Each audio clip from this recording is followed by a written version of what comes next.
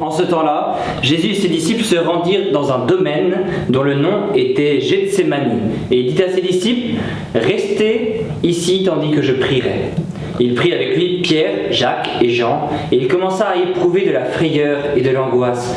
Et il leur dit, « Mon âme est triste à mourir, demeurez ici et veillez. » Puis s'avançant un peu, il se prosternait sur le sol et il priait pour que, s'il était possible, cette heure s'éloignât de lui. Il disait, « Abba, Père, à toi tout est possible, écarte de moi cette coupe, toutefois, non pas ce que je veux, mais ce que tu veux. » Puis il revint et trouve les disciples endormis. Il dit à Pierre, « Simon, tu dors ?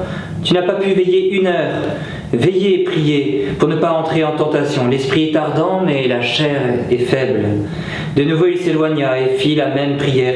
Puis il revint et de nouveau les trouva endormis, car leurs yeux étaient alourdis. Et ils ne savaient que lui répondre. Quand il revint pour la 3e fois, il leur dit, « Dormez donc et reposez-vous, cela suffit. » L'heure est venue, voici que le Fils de l'homme va être livré aux mains des pécheurs. Levez-vous, allons.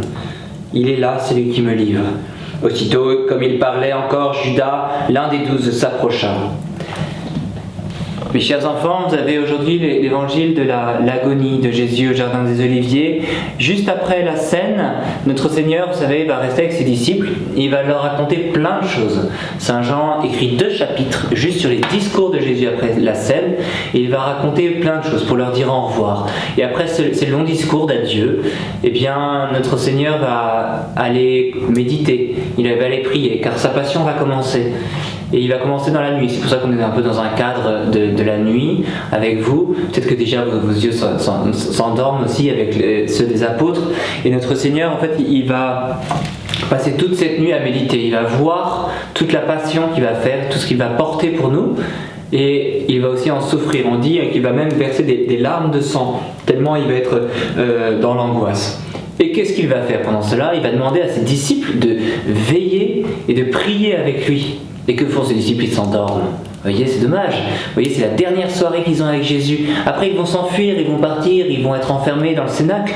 Et là, vous voyez, la dernière nuit où ils pourraient assister beaucoup notre Seigneur, eh bien, ils s'endorment. Souvent, vous voyez, c'est notre prière, elle s'endort souvent.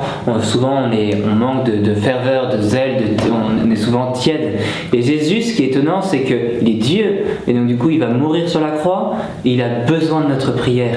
Il nous demande de prier. Il nous demande de veiller, de demeurer et de prier, de veiller avec lui. Il nous demande 3 fois, il demande dans la même nuit à ses disciples. C'est-à-dire que cette prière, elle est très importante, elle est nécessaire.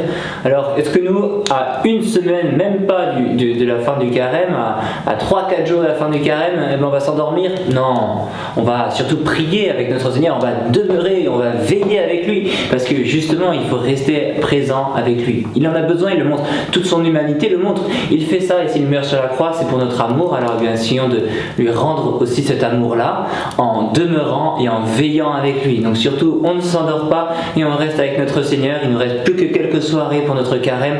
Profitons-en pour essayer d'unir notre cœur le plus possible avec celui de notre Seigneur.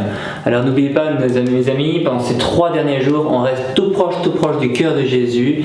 Notre-Dame de Fatima, priez pour notre école. Saint Joseph, protégez nos familles.